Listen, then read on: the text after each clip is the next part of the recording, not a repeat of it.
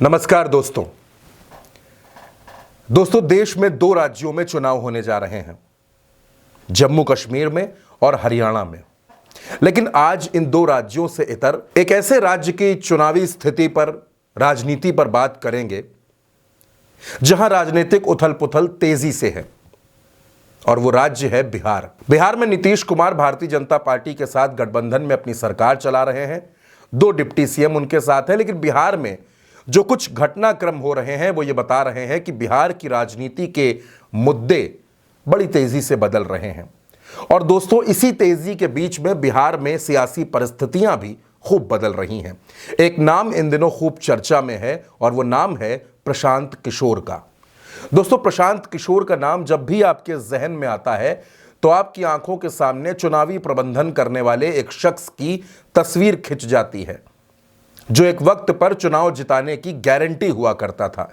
चाहे नरेंद्र मोदी का चुनाव हो, चाहे दक्षिण में स्टालिन का चुनाव हो, पंजाब का चुनाव हो, बिहार में नीतीश कुमार का चुनाव रहा हो, ममता बनर्जी का चुनाव रहा हो, यानी अलग अलग राज्यों में प्रशांत किशोर का जो तजुर्बा है वो चुनावी प्रबंधन और चुनाव जिताने तक का था। लेकिन पिछले तकरीबन 1.5-2 साल से प्रशांत किशोर एक अलग ट्रैक पर हैं। वो बिहार में राजनीति करने पहुंचे हैं। बिहार में वो पदयात्रा कर रहे हैं, गांव-गांव जाकर, प्रखंड जाकर लोगों से मुलाकात कर रहे हैं।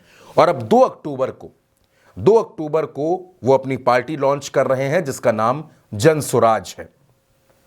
इस जन सुराज पार्टी में प्रशांत किशोर बिहार के नए लोगों को मौका दे रहे हैं।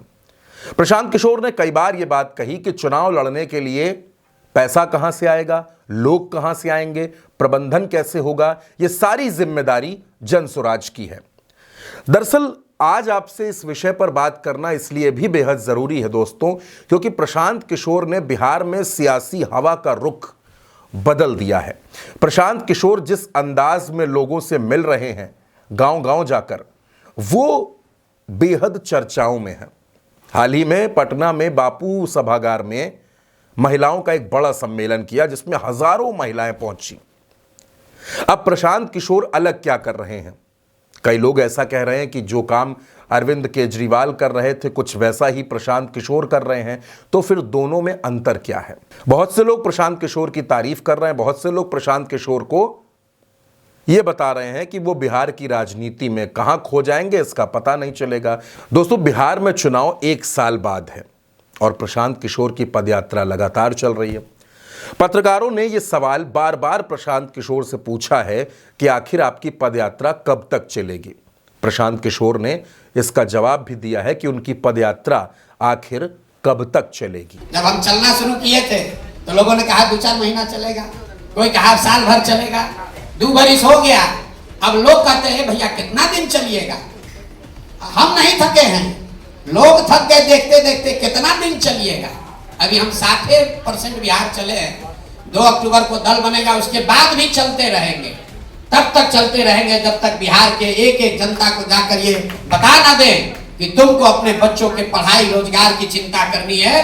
किसी नेता जाति धर्म की बात छोड़ो, मंदिर मस्जिद की बात छोड़ो, देश समाज सबकी चिंता छोड़ो, एक बार अपने बच्चों की चिंता करो, एक बार अपने बच्चों को पढ़ाओ, अपने बच्चों के लिए रोजगार इकट्ठा करो। इसकी लड़ाई है और इसको रुकेंगे नहीं। दोस्तों, बिहार हो, उत्तर प्रदेश हो या देश का कोई भी राज्य हो, आप इस बात से इनकार नहीं कर सकते कि उस राज्य में जाति की राजनीति नहीं होती, और खास तौर पर उत्तर प्रदेश और बिहार में कतई नहीं।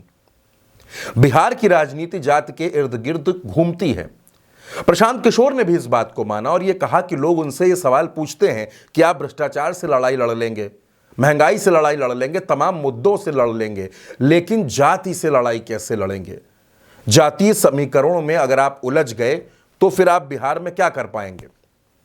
इस पर प्रशांत किशोर ने जो बात कही दोस्तों, वो भी आपको जरूर सुननी चाहिए। कोई विचारधारा समाज के इमेजिनेशन को, समाज के विश्वास को जीत ले तो समाज में ये ताकत है कि वो जातियों से ऊपर उठकर वोट करता रहा,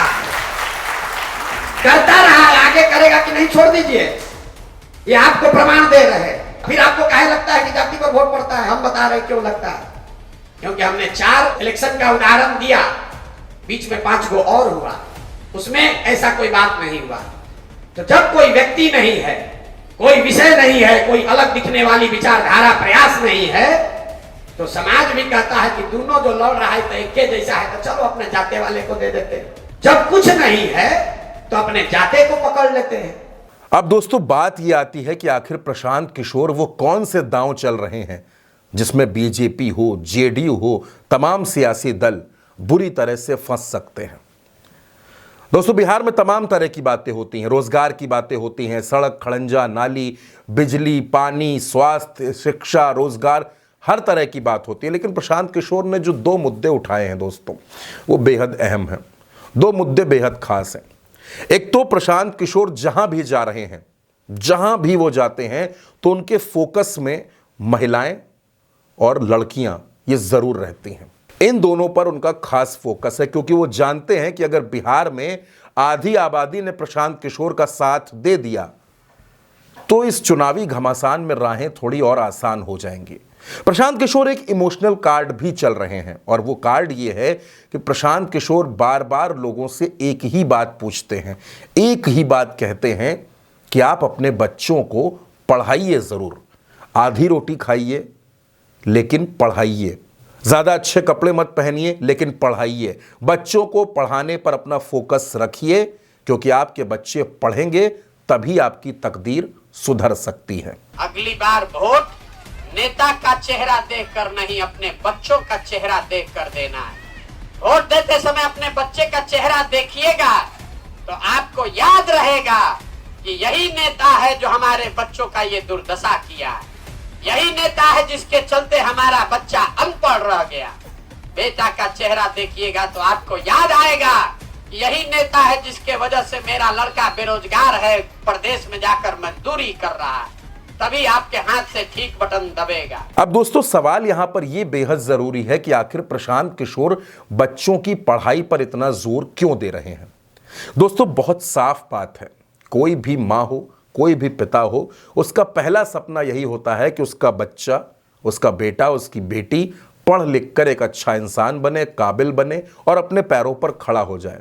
और प्रशांत किशोर माता पिता की इसी कमजोर नस को समझ चुके हैं, और इसीलिए बार बार उनका फोकस इस बात पर रहता है कि आप अपने बच्चों को पढ़ाइए जरूर।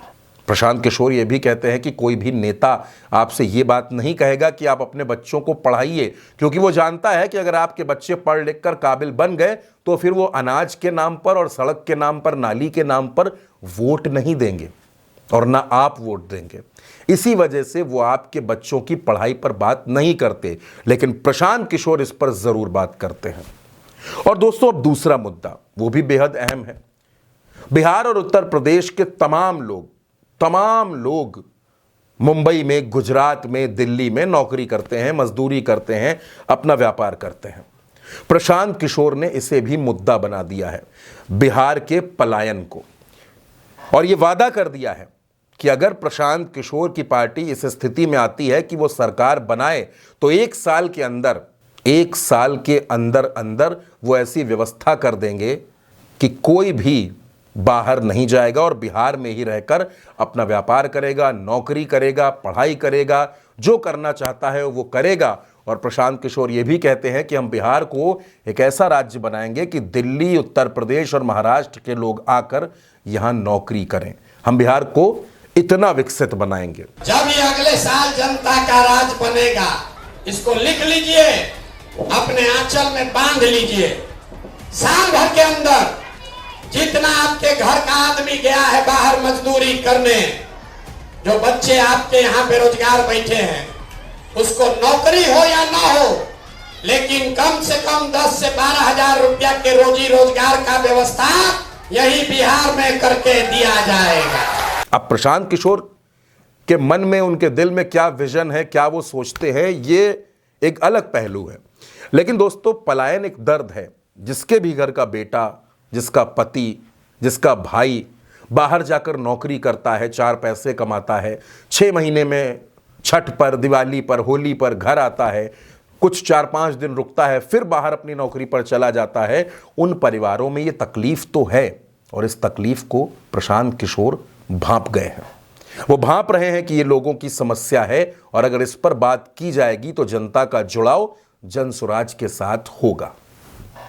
और दोस्तों, एक और अहम पहलू, मैंने आपको शुरुआत में बताया कि प्रशांत किशोर ने पटना में बापू सभागार में महिलाओं का एक सम्मेलन किया, महिलाओं से संवाद किया और महिलाओं के साथ कई मुद्दों पर चर्चा की। वो महिलाओं को भी उद्यमी बनाने पर जोर दे रहे हैं, सस्ता लोन दिलाने पर उनका फोकस है। और प्रशांत किशोर ने एक और वादा कर दिया। प्रशांत किशोर ने महिलाओं से कहा कि आप जितनी महिलाएं हैं बिहार में, आप ही के बीच से, कहीं बाहर से नहीं, उत्तर प्रदेश, दिल्ली, बंबई से नहीं, आप ही के बीच से 40 महिलाओं को चुनाव जिताकर विधायक बनाकर बिहार की विधानसभा में भेजने की जिम्मेदारी प्रशांत किशोर की है, आपके भाई की है, आपके बेटे की है, जनसुराज की है। आपके बीच से 40 महिलाओं को बिहार विधानसभा में 40 सबसे सशक्त महिलाओं को जनसुराज अपने खर्चे पर प्रशांत किशोर के सलाह से, मदद से 40 लोगों को चुनाव लड़ाकर जिताने का अभियान और संकल्प कर रहे हैं। 40 महिलाओं को विधानसभा में भेजने का ठेका आपने भाई बनाकर अपने भाई को दे दिया। यानी दोस्तों, प्रशांत किशोर एक तरफ बच्चों का वाला इमोशनल कार्ड चल रहे हैं, दूसरी तरफ पलायन का गंभीर मुद्दा उठा रहे हैं और तीसरी तरफ महिलाओं को जनप्रतिनिधि बनाने की बात पर फोकस कर रहे हैं। अब ये तीनों मुद्दे ऐसे हैं जो कहीं ना कहीं से आधी आबादी को फोकस में रखते हैं और आधी आबादी इन मुद्दों से जुड़ेगी। प्रशांत किशोर समझ रहे हैं कि मैंने आपसे पहले भी कहा कि उनका पूरा फोकस आधी आबादी पर है, महिलाओं पर है, लड़कियों पर है, बेटियों पर है कि किसी भी तरह से ये वर्ग अगर एक बड़ी तादाद में जनसुराज के साथ जुड़ता है तो बिहार में परिवर्तन करना कोई बहुत बड़ी बात नहीं है।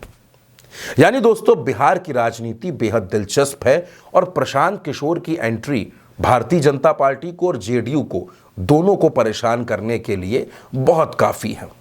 प्रशांत किशोर के पास कोई स्टार प्रचारक नहीं है, कोई बहुत बड़ा चेहरा नहीं, अपनी पूरी पार्टी का सबसे बड़ा चेहरा प्रशांत किशोर है। और प्रशांत किशोर ने एक और सफाई दे दी, एक और बात बिल्कुल साफ कह दी कि लोगों को ऐसा लगता है कि प्रशांत किशोर यहां मुख्यमंत्री बनने के लिए आए हैं, लेकिन मैं आपसे साफ कह देता हूं कि मेरा ऐसा कोई इरादा नहीं है। मैंने देश के अलग अलग राज्यों में 10 मुख्यमंत्री जितवाए और बनवा दिए। मेरा इरादा सिर्फ बिहार में परिवर्तन का है, बिहार की तरक्की का है। कुछ लोगों को लग रहा है कि हम मुख्यमंत्री बनने आए। अरे आप हमको न जानते, हम इतना छोटा सपना लेकर पैदा नहीं हुए। एगो दुगो नहीं, 10 को मुख्यमंत्री बनाए। ये मेहनत इसलिए कर रहे हैं, पसीना इसलिए बहा रहे हैं कि ये सपना लेकर आए हैं कि अपने जीवन काल में एक ऐसा भी दिन देखे जब इसी बिहार में हरियाणा, पंजाब, गुजरात, महाराष्ट्र से लोग रोजी रोजगार करने आए, तब मानेंगे कि बिहार में विकास हुआ। अब दोस्तों, प्रशांत किशोर बिहार में क्या करेंगे, उनकी राजनीति, उनकी पार्टी और उनका चुनाव लड़ना किसके लिए नुकसानदायक है, किसके लिए फायदेमंद है? प्रशांत किशोर क्या वाकई बिहार में कुछ ऐसा कर जाएंगे जो अब तक किसी ने नहीं देखा, एक ऐसा चमत्कार हो जाएगा? क्या नीतीश कुमार, लालू प्रसाद की राजनीति को देखने वाला बिहार एक नए तरीके की, एक नए दौर की राजनीति को देखने जा रहा है?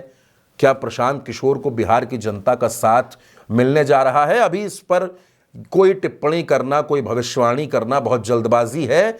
लेकिन दोस्तों, एक बात बिल्कुल साफ है कि प्रशांत किशोर बिहार की राजनीति का एक प्रमुख केंद्र बन गए हैं और उनको इग्नोर कर पाना किसी भी सियासी दल के लिए आसान नहीं होगा। फिलहाल के लिए मेरे साथ इस खबर में इतना ही। तमाम खबरों के लिए आप उल्टा चश्मा यूसी को देखते रहिए और चैनल को सब्सक्राइब करना बिल्कुल मत भूलिए।